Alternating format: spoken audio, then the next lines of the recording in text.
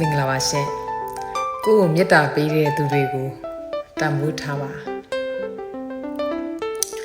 ပတ်စံကိုလူတိုင်းပေးနိုင်ကြပေမဲ့မေတ္တာတရားကိုတော့လူတိုင်းမပေးနိုင်ကြပါဘူး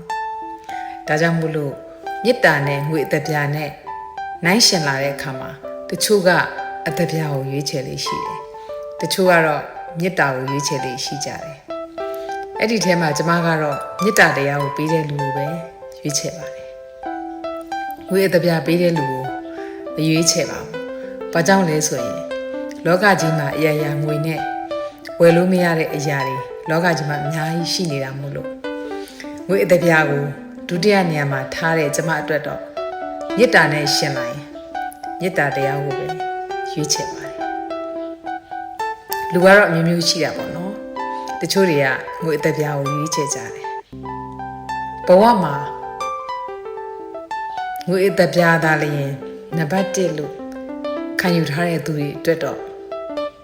သူတို့ကတော့အသက်ပြားကိုပဲရွေးချယ်လေးရှိကြပါတယ်။ကျမကတော့ကျမရဲ့ဘဝမှာမေတ္တာတရားကိုနံပါတ်1မှာထားတဲ့အတွက်ကျမဘဝမှာမေတ္တာတရားကိုပဲရွေးချယ်ပါတယ်။အားလုံးကျေးဇူးတင်ပါတယ်ရှင်။